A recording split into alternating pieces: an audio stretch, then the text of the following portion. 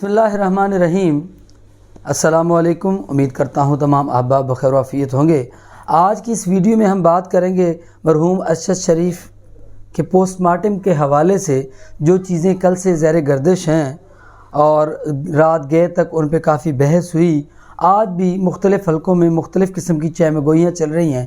اس پہ مختصراً ساری چیزوں کا جائزہ لیں گے، کیونکہ ہم ہی کو جرت اظہار کا سلیقہ ہے، ہم ہی کو جرت اظہار کا سلیقہ ہے، صدا کا قحط پڑے گا تو ہم ہی بولیں گے۔ اس وقت پاکستان کے اندرونی حالات اور پاکستان کی میڈیا کی جو پالیسی چل رہی ہے، وہ آپ اس بات سے اندازہ لگا لیں کہ کوئی اینکر، کوئی بھی پاکستان کا تجزیہ نگار وہ حکومت مخالف یا اسٹیبلش مخالف یا عمران خان کی حمایت میں بات کرتے ہوئے کتراتا ہے۔ اگر وہ بات کر بیٹھتا ہے تو اس کا حشر عمران ریاض خان کی صورت میں، جیسے انہیں مختلف شہروں میں، مختلف عدالتوں میں، مختلف کچہریوں میں، مختلف تھانوں میں گھمایا گیا، اس صورت میں ملتا ہے۔ اگر کوئی زیادہ زور آور ہو، اگر کوئی سچ کی آواز، حق کی آواز کا علمبردار بن کے ڈٹ جائے، تو اس کا حشر ارشد شریف کی صورت میں اسے اذیت ناک اور تشدد بھری موت دے کے، قتل کر کے اس کا جواب دیا جاتا ہے۔ جب سے مرحوم ارشد شریف کو شہید کیا گیا، پاکستان کے صحافیوں میں، پاکستان کی عام عوام میں اور پاکستان کے غیور شہریوں میں ایک شدید غصے کی، غم کی لہر دوڑی ہوئی ہے۔ ایک طرف تو اگر آپ پی ڈی ایم کی 12 جماعتوں اور ان کے ہینڈلرز کے خلاف کسی بھی ایک شخص کے خلاف بات کریں تو ہر طرف سے 13 اطراف سے تابڑ توڑ حملے کیے جاتے ہیں، چونکہ میڈیا ان کے کنٹرول میں ہے، ادارے ان کے کنٹرول میں ہیں اور وہ حق سچ کی بات پسند بالکل بھی نہیں کرتے۔ اگر آپ کسی ادارے کے کسی شخص کو کسی کرتوت کی وجہ سے، کسی اس کی حرکت کی وجہ سے، کسی اس کی غیر قانونی فعل کی وجہ سے آپ اس کو پوائنٹ آؤٹ کرتے ہیں، جیسا کہ عمران خان صاحب نے ایف آئی آر میں 3 لوگوں کے نام دینا چاہے، شہباز شریف صاحب کا نام دینا چاہا، انہوں نے کوشش کی کہ ایف آئی آر میں رانا ثناء اللہ کا نام ہو، انہوں نے کوشش کی کہ تیسرا نام جو پاکستان کی اسٹیبلشمنٹ، پاکستان کے آرمی کے ایک اسلام آباد میں بیٹھے ہوئے شخصیت کا نام تھا، وہ 3 نام دینے کی کوشش کی، تو اس کا خمیازہ کیا بھگتنا پڑا کہ دن دہاڑے ایک وقوعہ ہوتا ہے اور اس وقوعے کے بعد ایف آئی آر تک درج نہیں ہوتی۔ 5ویں دن سپریم کورٹ کے کہنے پہ اگر ایف آئی آر درج ہوتی ہے تو اتنی گھٹیا، اتنی کمزور، اتنی بے بنیاد، اتنی بے تکی ایف آئی آر میں سمجھتا ہوں کسی عام کیس میں بھی درج نہیں ہوتی۔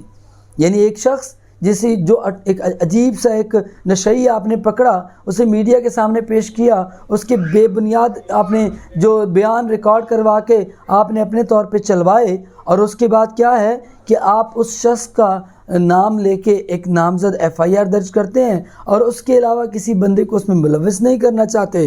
اور اداروں کی تو دور کی بات ہے، جن 2 صاحبان کا جو صاحب اقتدار ہیں ان کا نام لینا چاہا وہ بھی نہیں ہے۔ فیصل بٹ جس کا تذکرہ بار بار پاکستان کی مختلف چینلز کی سکرینوں پہ چلتا رہا، اس کا بھی کہیں تذکرہ نہیں ہے۔ عمران خان صاحب اور ان کے دوسرے جو لوگ ہیں، اور دوسری طرف میڈیا کے کچھ لوگ ہیں یا جو دانشور ہیں، تجزیہ نگار ہیں، یا جو لوگ صاحب شعور، صاحب عقل ہیں، انہوں نے بار بار کہا کہ اس حملے میں 1 سے زیادہ لوگوں کے ملوث ہونے کی کنفرمیشن ہے۔ پھر فرانزک رپورٹوں کے مطابق اس حملے میں 2 سے 3 لوگوں نے مختلف اطراف سے فائرنگ کی، لیکن ایک بندے کو نامزد کیا اور مدعی جو ہے زبیر خان نیازی، اس کا کہیں ذکر نہیں ہے، عمران خان صاحب کا کہیں ذکر نہیں ہے، 13-14 لوگ جو زخمی ہوئے ان کا کہیں ذکر نہیں ہے۔ ان کی بجائے پولیس کا ایک ادنا سا کارکن جو ہے، ایک پولیس کا جو سپاہی ہے، ایک پولیس کا جو ملازم ہے، اس سے آپ نامزد کرتے ہیں، اور نامزد کرنے کے بعد آپ ایک عجیب سا تماشا کرتے ہوئے ایف آئی آر درج کر کے کہتے ہیں یہ جی ہو گیا۔ یعنی آپ انصاف کے تقاضے پورے کرنے تو درکنار، آپ انصاف کے نام پہ کالا دھبا لگانا چاہتے ہیں، اس سسٹم کو آپ ڈبونا چاہتے ہیں، اور آپ چاہتے ہیں کہ جو آپ کہیں وہی بولا جائے، جو آپ سوچیں وہی سوچا جائے، جو آپ کروانا چاہیں وہ کیا جائے۔ آیا پاکستان کی یہ جو مملکت خداداد ہے، اس میں باقی تمام ادارے، باقی تمام سیاسی پارٹیز، باقی تمام 22 کروڑ عوام، ان کی کوئی حیثیت نہیں ہے، اور ایک شخص جو وہ چاہے وہی ہوگا۔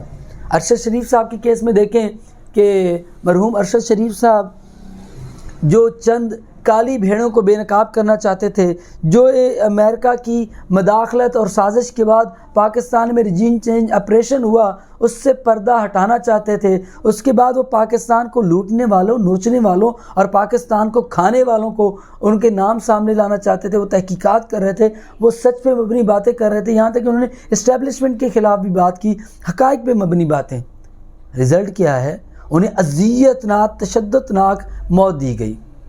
مبینہ طور پہ ان کی 3 انگلیاں توڑی گئیں، مبینہ طور پہ ان کے ناخن کھینچے گئے، مبینہ طور پہ انہیں گاڑی سے اتار کر نیچے بٹھا کے ان پہ تشدد کیا گیا، شدید جسمانی تشدد کرتے ہوئے ان کی پسلیاں توڑی گئیں، ان پہ تشدد کیا گیا، ان پہ ڈرلنگ کی گئی، ان کے جسم پہ مختلف قسم کے نشانات موجود ہیں، اور پھر انتہائی قریب سے گولی چلائی گئی۔ اتنا تشدد کر کے، اتنا آپ ان کو اذیت دے کے کس کو خوش کرنا چاہتے ہیں؟ اس کا مطلب ہے ان کو ٹارگٹ کیا گیا، ان کو سبق سکھانے کی نیت سے ان کے خلاف جو آپ نے ایک ٹارگٹ اسکواڈ جو تھا، ٹارگٹ کلر جو آپ نے ان پہ متعین کیے تھے، انہوں نے جا کے وہاں پہ ان کو ٹارگٹ کیا۔ اور پھر کیسی بات ہے کہ پاکستان کی ایک ایجنسی، پاکستان کا ایک ادارہ جسے پوری دنیا میں پہلے نمبر پہ مانا جاتا ہے، ہمارا وہ ادارہ، اس کے ڈی جی وہ میڈیا پہ آ کے کہتے ہیں نہیں جی، ارشد شریف صاحب کے معاملے میں ایسا کچھ بھی نہیں ہوا۔ یہ جو لوگ کہہ رہے ہیں نا، یہ جو شور مچا ہوا، یہ جو کوہرام بپا ہے، یہ جھوٹ ہے۔ اور خدا کا خوف کر لیں، آپ فرعون سے زیادہ ظالم نہیں ہیں، آپ کے پاس نمرود سے زیادہ طاقت نہیں ہے۔ اب کیا چاہتے ہیں آپ؟ تمام تاریخ کے جو کردار تھے، جو مختلف ادوار میں مختلف پیغمبروں، مختلف انبیاء کے ادوار میں جو لوگ آتے رہے اور بڑے ظالم، جابر اور متشدد ثابت ہوئے، آپ ایک ہی وقت میں ان تمام لوگوں کا توڑ کرتے ہوئے ایک ہی شخص، ایک ہی کمپنی، ایک ہی لوگ جو چند لٹیرے پاکستان پہ مسلط ہیں، وہ آپ کہتے ہیں ہم نمرود بھی ہیں، ہم فرعون بھی ہیں، ہم وہ جتنے متشدد لوگ تھے ان کا ورژن آ گئے ہیں کہ ہم سے زیادہ کوئی طاقتور، ہم سے زیادہ کوئی متشدد، ہم سے زیادہ جابر کوئی نہیں ہے۔ کوئی آواز اٹھائے گا، کوئی زبان کھولے گا، اس کی زبان کاٹ دیں گے، اس کی آواز دبا دیں گے، اگر وہ نہیں باز آئے گا ہم اسے تشددناک موت دے دیں گے۔ اللہ کے ہاتھ میں انسان کی زندگی اور موت ہے۔ یعنی اگر آپ یہ سمجھتے ہیں، یا اگر آپ کے دماغ میں یہ خناس سمایا ہوا ہے کہ ہم کسی کو بولنے نہیں دیں گے، ہم اپنی مرضی کے خلاف کسی کو چلنے نہیں دیں گے، ہم تمام لوگوں کو اپنی طاقت کے ذریعے، اپنے اداروں کے ذریعے، اپنے اختیارات کے ذریعے کچل دیں گے، تو یہ آپ کی بھول ہے۔ اللہ کی لاٹھی بے آواز ہے، دیر ضرور ہوتی ہے، اندھیر نہیں ہے۔ میں سمجھتا ہوں کہ کیونکہ اللہ تعالیٰ قرآن پاک میں ارشاد فرماتے ہیں کہ واللہ عزیز ذو انتقام، اللہ تعالیٰ کا بدلہ، اللہ تعالیٰ کا انتقام، اللہ تعالیٰ کی سزا وہ بہت سخت، بہت بری، اور اللہ کی پکڑ بہت شدید ہے۔ خدا کا خوف کیجئے۔ اس مملکت خداداد کو جو اللہ کے نام پہ حاصل کی گئی، اس میں اتنا انتشار، اتنا فساد، اتنی من مرضی نہ کیجئے کہ کل کلاں آپ کو چھپنے کی جگہ نہ ملے۔ پاکستان جو ایک ایٹامک طاقت ہے، ہم پوری دنیا میں اپنی ایک ساکھ رکھتے ہیں، اپنا ایک بھرم رکھتے ہیں۔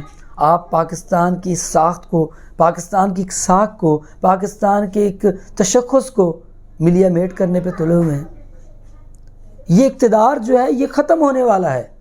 میں سمجھتا ہوں بات کو مختصر کی جاؤں کہ ارشد شریف شہید کے معاملے میں یہ تمام جو ہتھ کنڈے آپ لوگوں نے آزمائے ہیں، ان کا توڑ کسی نہ کسی صورت ضرور ہوگا۔ آپ نے عمران خان جو حریت کی آواز ہیں، جو پاکستانی قوم کی آواز ہیں، اسے دبانے کی کوشش کی۔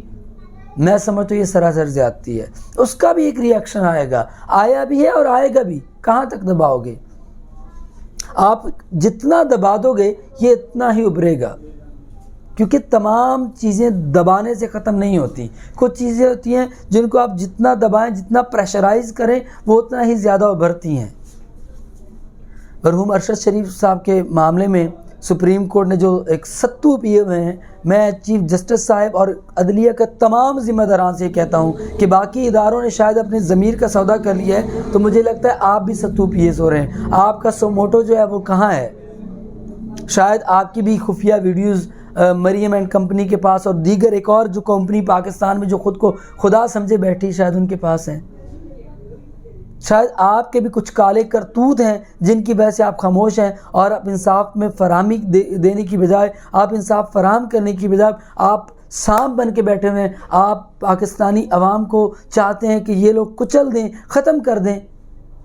آپ نے ایف آئی آر کا حکم دیا، آئی جی نے اتنی گھٹیا ایف آئی آر درج کروائی، آپ کے ہونٹ سلے رہے.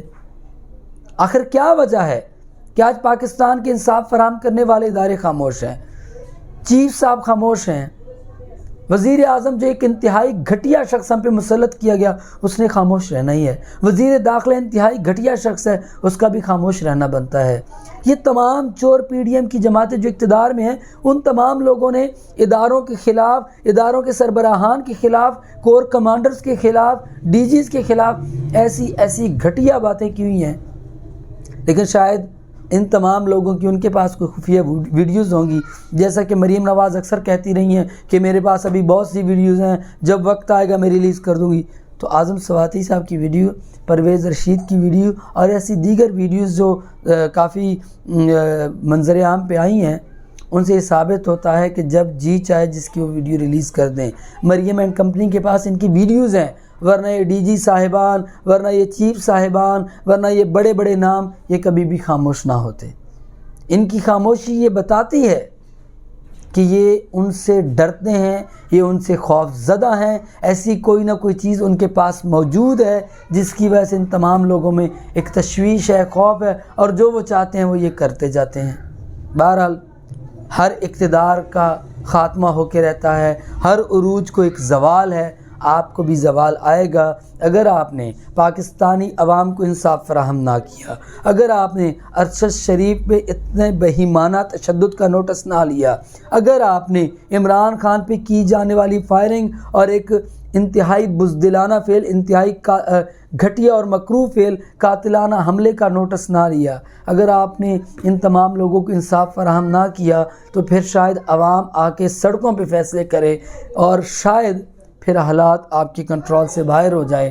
لہٰذا ابھی بھی وقت ہے پاکستانی عوام کی حالات، پاکستانی عوام کی نبض پہ ہاتھ رکھتے ہوئے سچویشن کو سمجھیں اور پاکستانی عوام کو، پاکستان کے ان لوگوں کو انصاف فراہم کریں، وگرنہ بہت دیر ہو چکی ہوگی. اور وہ کیا ہی خوب کہا ہے کسی نے کہ منصف ہو تو پھر حشر اٹھا کیوں نہیں دیتے. ابھی بھی وقت ہے کہ اگر آپ منصف ہیں، اگر آپ صاحب اقتدار ہیں، اگر آپ صاحب طاقت ہیں، تو ابھی بھی فیصلے کر لیجئے، ورنہ تمام لوگوں کا بوریا بستر گول ہونے کا وقت ہوا چاہتا ہے. اسی کے ساتھ اجازت چاہوں گا. اللہ حافظ.